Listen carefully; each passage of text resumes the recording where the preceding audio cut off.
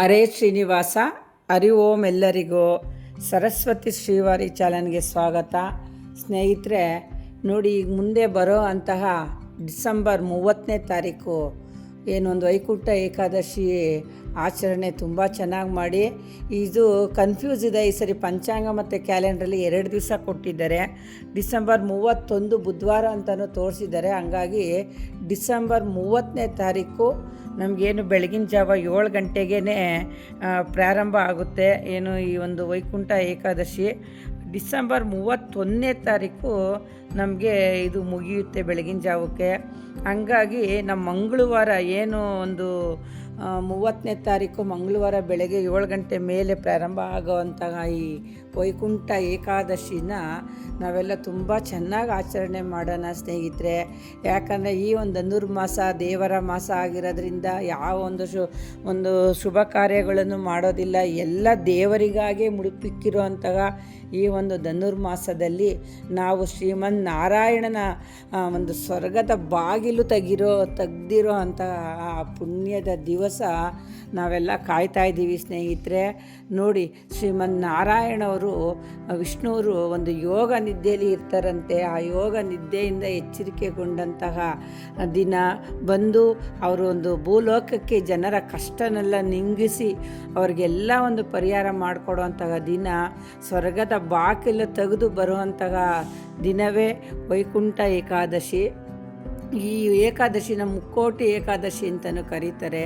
ಮುಕ್ಕೋಟಿ ಏಕಾದಶಿ ಅಂದರೆ ನೋಡಿ, ದೇವಾನುದೇವತೆಗಳು ಮುಕ್ಕೋಟಿ ದೇವತೆಗಳು ಶ್ರೀಮನ್ ನಾರಾಯಣನ ಅವತ್ತು ಅವರು ಒಂದು ಭಕ್ತಿ ಶ್ರದ್ಧೆಯಿಂದ ಎಲ್ಲರೂ ಆರಾಧನೆ ಮಾಡ್ತಾರಂತೆ. ಶ್ರೀಮನ್ ಲಕ್ಷ್ಮೀ ನಾರಾಯಣನ ಒಂದು ಸನ್ನಿಧಿಗೆ ಹೋಗ್ಬಿಟ್ಟು ದೇವರುಗಳೇ ಆ ನಮ್ಮಪ್ಪನ ಅವತ್ತು ಆರಾಧನೆ ಮಾಡಿ ನಮಗೆ ಸದಾಕಾಲ ಈ ಶಕ್ತಿ ಒಂದು ಮುಕ್ತಿ ಭಕ್ತಿ ಎಲ್ಲ ಇರ್ಲಪ್ಪ ಅಂತ ಹೇಳಿ ಕೇಳಿಕೊಂಡು ದೇವರುಗಳಾದ್ರೂ ಅವರು ನಾರಾಯಣ ಸ್ವಾಮಿ ಹತ್ರ ಒಂದು ಆಶೀರ್ವಾದ ತೊಗೊಂಡು ಬರೋದ್ರಿಂದ ಇದನ್ನು ಮುಕ್ಕೋಟಿದ ಏಕಾದಶಿ ಅಂತಲೂ ಕರೀತಾರೆ.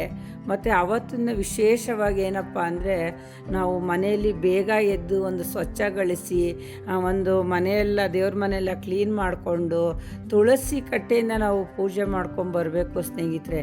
ತುಳಸಿಲೇ ನಮಗೆ ಶ್ರೀಮನ್ ನಾರಾಯಣ ತುಳಸಿ ಪ್ರೀತಿಯಾದ ವಿಷ್ಣುವಿಗೆ ತುಂಬ ಪ್ರೀತಿಯಾಗಿರೋ ಹಾರ ಹೂವು ತುಳಸಿ ಹಾರ. ಹಂಗಾಗಿ ತುಳಸಿನ ಯಾರು ಮನೆಯಲ್ಲಿ ಆರಾಧನೆ ಪ್ರತಿನಿತ್ಯ ದೀಪ ಒಂದು ರಂಗೋಲೆ ಬಿಟ್ಟು ಒಂದು ಪೂಜೆ ಮಾಡ್ತಾರೋ ಅವ್ರ ಮನೆ ತುಂಬ ಏಳಿಗೆ ಆಗುತ್ತೆ.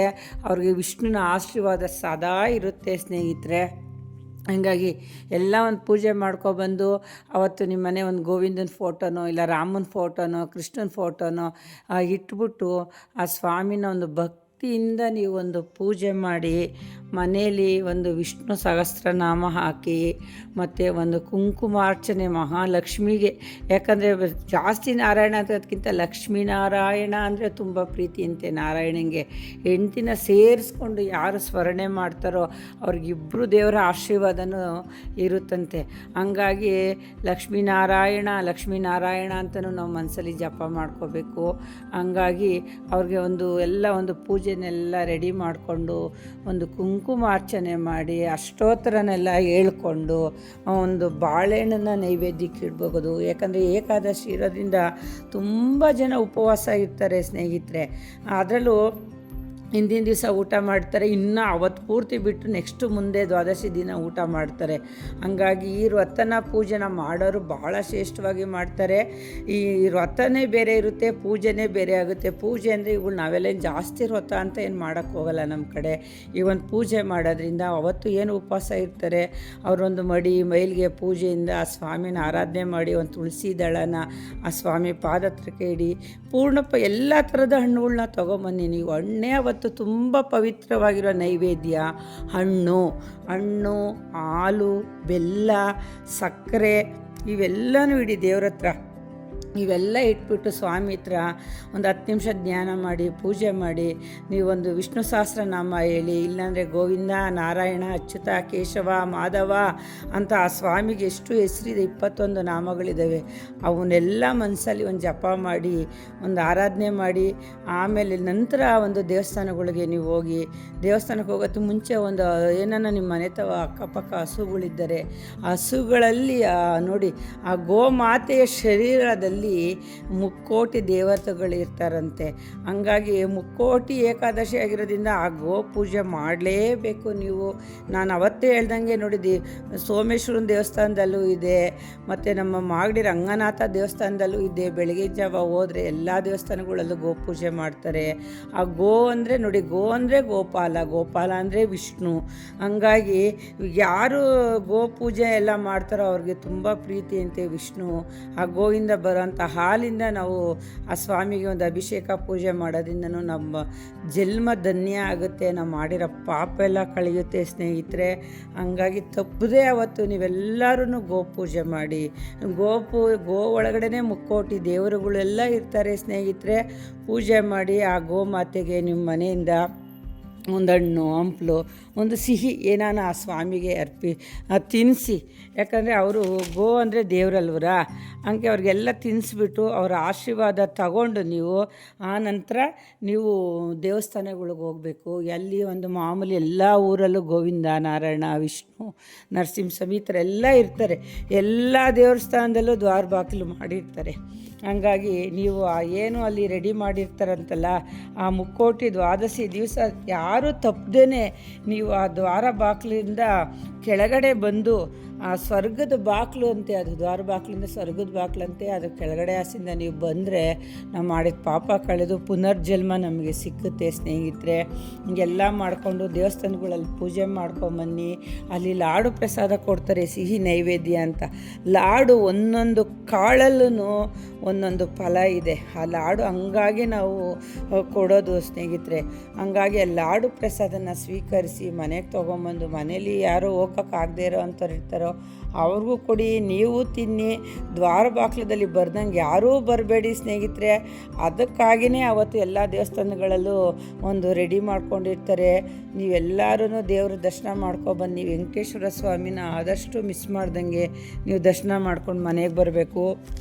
ಯಾರು ಉಪವಾಸ ಇರ್ತೀವಿ, ನಮ್ಮ ಕೈಲಿ ನಾವು ಇರೋಕ್ಕೆ ಶಕ್ತಿ ಇದೆ ಅನ್ನೋರು ಖಂಡಿತ ನೀವು ಅದಕ್ಕೆ ನೀವು ಏನೂ ತಿಂದಂಗೆ ಒಂದು ಹಾಲು ಹಣ್ಣು ತಿನ್ಕೊಂಡಿರ್ಬೋದು. ತೀರಾ ವಯಸ್ಸಾದವರು ನೊಂದ್ಕೊಂಡು ಯಾರೂ ಉಪವಾಸ ಇರೋಕ್ಕೆ ಹೋಗ್ಬೇಡಿ. ಯಾಕಂದರೆ ಮೊದಲು ಥರ ಈಗ ಆಹಾರಗಳು ಸರಿ ಇಲ್ಲ, ಎಲ್ಲ ಕೆಮಿಕಲ್ ಫುಡ್ಗಳು ಹಾಕಿ ಬೆಳೆದಿರೋದ್ರಿಂದ ಚಿಕ್ಕ ವಯಸ್ಸಿಗೆ ಶುಗರು, BP ಈ ಥರ ಎಲ್ಲ ಆಗೋಗಿರುತ್ತೆ ಸ್ನೇಹಿತರೆ.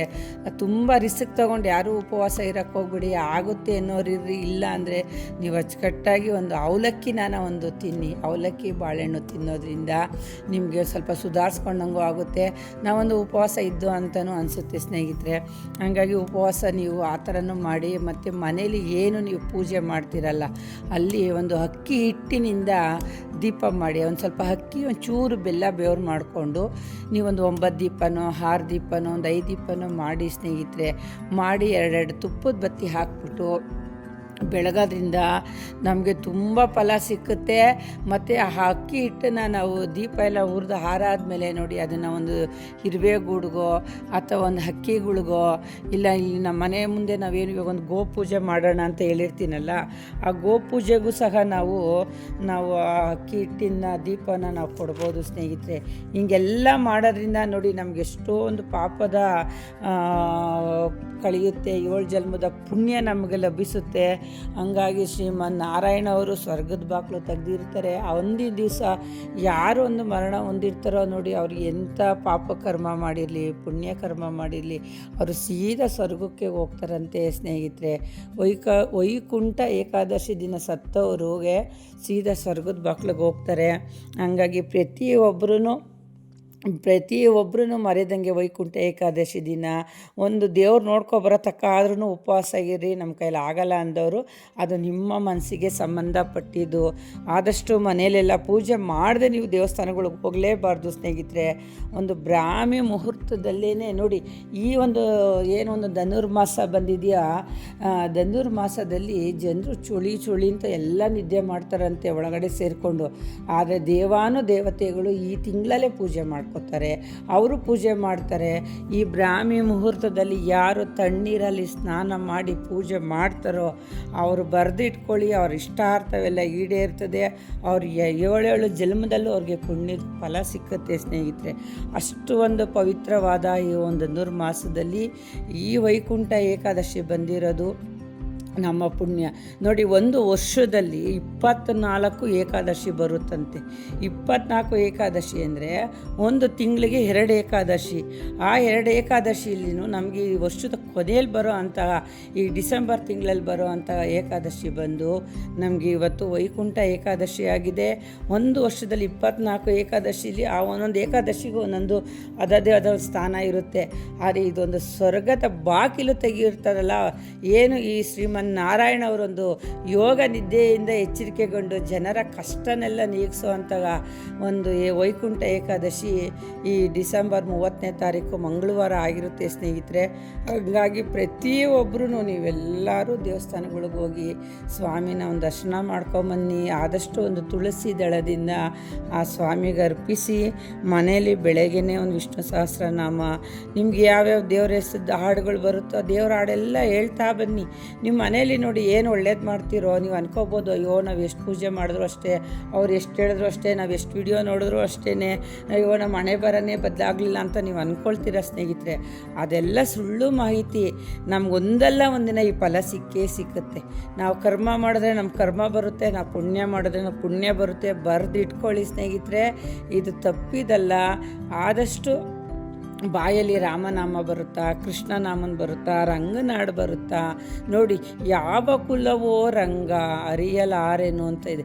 ಯಾವ ಕುಲವೋ ರಂಗ ನೀನು, ಎಲ್ಲ ಕುಲಕ್ಕೂ ರಂಗ ಒಬ್ಬನೇ, ಎಲ್ಲ ಕುಲದಲ್ಲೂ ರಂಗ ಇರ್ತಾನೆ.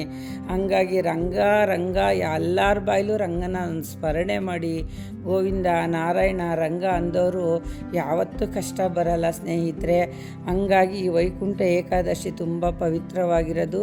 ಎಲ್ಲ ಶುದ್ಧಿಯಾಗಿ ಮನೆಯಲ್ಲೊಂದು ಪೂಜೆ ಮಾಡಿ, ಹೊಸಲು ಪೂಜೆ ಮಾಡಿ. ಯಾಕಂದರೆ ನೋಡಿ, ತುಳಸಿ ಹೊಸ್ಲಿಂದನೇ ನಮಗೆ ಆ ಸ್ವಾಮಿ ನಮ್ಮ ಮನೆ ಒಳಗಡೆ ಪ್ರವೇಶ ಆಗೋದು. ಸೊ ಹಂಗಾಗಿ ನಾವು ಹೊಸ್ಲನ್ನ ಮೇನು ನೀಟಾಗಿ ಶುದ್ಧಿಯಾಗಿ ಇಟ್ಕೊಂಡು ಹೊಸ್ತಲು ಪೂಜೆ ಮಾಡಿಕೊಂಡು ನಾವು ಆಮೇಲೆ ನಮ್ಮ ಮನೆ ಪೂಜೆಗಳನ್ನೆಲ್ಲ ಮಾಡ್ಕೋಬೇಕು ಸ್ನೇಹಿತರೆ. ಹಂಗಾಗಿ ಪ್ರತಿಯೊಬ್ಬರೂ ಮನೇಲಿ ಮಾಡಿಕೊಂಡು ಉಪವಾಸ ಇರ್ತೀವಿ ಅಂದವ್ರಿಗೆ ನೀವು ತಡಿಬೇಡಿ. ಇರಲಿ, ಆಗೋದೇ ಇಲ್ಲ ನಮ್ಗೆ ಅರ್ಧನೇ ಇದ್ದು ನಮ್ಗೆ ತುಂಬ ಸುಸ್ತಾಗೋಯ್ತು ಅಂದರೆ ಏನೂ ನೊಂದ್ಕೋಬೇಡಿ. ದೇವ್ರ ಮುಂದೆ ನಾವು ಯಾರೂ ದೊಡ್ಡವರಲ್ಲ. ದೇವರು ನೋಡಿ ಪಾಪ ಮಾಡೋನು ಕ್ಷಮಿಸ್ತಾನೆ, ಪುಣ್ಯ ಮಾಡೋನು ಕ್ಷಮಿಸ್ತಾನೆ. ಆ ಹಿಂದಿನ ಮೂಟೆ ಏನಿದೆಯೋ ನೀನು ಅನುಭವಿಸ್ಕೊತ ಬಿಟ್ಬಿಡ್ತಾನೆ ಸ್ವಾಮಿ. ಹಂಗಾಗಿ ಉಪವಾಸ ಅರ್ಧಂಬರ್ಧಂ ಆಗಿ ಬಿಟ್ಟರು ಅಂತ ಯಾರೂ ನೊಂದ್ಕೋಬೇಡಿ. ಮೊದಲೇ ಒಂದು ತೀರ್ಮಾನ ಮಾಡ್ಕೊಬಿಡಿ, ನಮ್ಮ ಕೈಲಿ ಇರೋಕ್ಕಾಗುತ್ತಾ ಇರೋಕ್ಕಾಗೋದಿಲ್ವಾ ಉಪವಾಸ ಅಂತ. ನೀವು ಇರೋಕ್ಕಾಗುತ್ತೆ ಅನ್ನೋದಾದರೆ ನೀವು ಕಂಟಿನ್ಯೂ ಮಾಡ್ಕೊಂಡು ಹೋಗಿ. ಇಲ್ಲ ನಮ್ಮ ಮಧ್ಯಾಹ್ನ ಇದ್ದು ತುಂಬ ಸುಸ್ತಾಯಿತು ಅಂದರೆ ಏನೂ ಬೇಜಾರು ಮಾಡ್ಕೋಬೇಡಿ, ಒಂದು ಅವಲಕ್ಕಿ ಪ್ರಸಾದ ತಿನ್ನಿ. ಆದಷ್ಟು ಅವತ್ತು ನೀವೊಂದು ನೈವೇದ್ಯಕ್ಕೆ ಮಾಡಲೇಬೇಕು ಅಂದರೆ ಅನ್ನ ಬಿಟ್ಟು ಬೇರೆ ಯಾವುದನ್ನು ನಾವು ಸ್ವಾಮಿಗೆ ನೈವೇದ್ಯಕ್ಕೆ ಮಾಡಬಾರ್ದಂತೆ ಸ್ನೇಹಿತರೆ. ಅನ್ನದಿಂದ ಸಿಹಿ ಪೊಂಗಲ್ಲು, ಖಾರ ಪೊಂಗಲ್ಲು, ಪುಳಿಯೋಗರೆ, ಅನ್ನ ಪಾಯಸ, ಈ ಥರ ಅನ್ನಕ್ಕೆ ಸಂಬಂಧಪಟ್ಟಿದ್ದನ್ನ ಒಂದು ಸ್ವಲ್ಪ ನೈವೇದ್ಯವನ್ನು ನೀವು ಸ್ವಾಮಿಗೆ ಮಾಡೋದ್ರಿಂದ ಅನ್ನ ಪರಬ್ರಹ್ಮ ಅಂತಾರೆ. ಹಂಗಾಗಿ ಅನ್ನದಿಂದನೇ ಮಾಡಬೇಕು ನೀವು, ಬೇರೆ ಏನೂ ನೀವು ಮಾಡೋಕ್ಕೆ ಹೋಗಬೇಡಿ. ಅನ್ನ ಬೆಲ್ಲ ಹಾಕ್ಬಿಟ್ಟು ಒಂಚೂರು ಸಿಹಿ ಪೊಂಗಲ್ ಮಾಡಿಬಿಟ್ರು ಸಾಕು. ಸ್ವಾಮಿಗೆ ಎಷ್ಟೋ ಪ್ರೀತಿಯಾಗಿರುತ್ತೆ ಸ್ನೇಹಿತರೆ. ನನ್ನ ವಿಡಿಯೋ ನಿಮಗೆಲ್ಲ ಇಷ್ಟ ಆಗಿದರೆ ದಯವಿಟ್ಟು ಸಬ್ಸ್ಕ್ರೈಬ್ ಆಗಿ, ಲೈಕ್ ಮಾಡಿ, ಶೇರ್ ಮಾಡಿ. ಮತ್ತು ಏಕಾದಶಿ ದಿನ ಯಾರ್ಯಾರು ಉಪವಾಸ ಇರ್ತಾರೋ ಅವ್ರಿಗೆ ಉಪವಾಸ ಇದ್ದು ಬೆಳಗ್ಗೆಗೆ ಏನು ಪೂಜೆ ಮಾಡಿ ಯಾವ ನೈವೇದ್ಯ ಅವರು ತೊಗೋಬೋದು, ಎಷ್ಟು ಗಂಟೆಗೆ ಊಟ ಮಾಡ್ಬೋದು ಅನ್ನೋದ್ರ ಬಗ್ಗೆನೂ ನಾನೊಂದು ವಿಡಿಯೋ ಮಾಡ್ತೀನಿ ಸ್ನೇಹಿತರೆ. ನಿಮಗೆಲ್ಲರಿಗೂ ಈ ವಿಡಿಯೋ ಇಷ್ಟ ಆಗಿದೆ ಅಂದ್ಕೊಂಡಿದ್ದೀನಿ. ನಾನೇನೋ ತಪ್ಪು ಮಾತಾಡಿದ್ದೆ ಕ್ಷಮೆ ಇರಲಿ ಸ್ನೇಹಿತರೆ. ಎಲ್ಲರಿಗೂ ಒಳ್ಳೆಯದಾಗಲಿ. ಹರಿ ಓಂ. ಹರೇ ಶ್ರೀನಿವಾಸ. ಶ್ರೀಮಾನ್ ಲಕ್ಷ್ಮೀನಾರಾಯಣ ಅವರ ಆಶೀರ್ವಾದ ಸದಾ ನಿಮ್ಮ ಮೇಲೆಲ್ಲ ಇರಲಿ ಅಂತ ಕೇಳ್ಕೊತೀನಿ ಸ್ನೇಹಿತರೆ. ಹರಿ ಓಂ.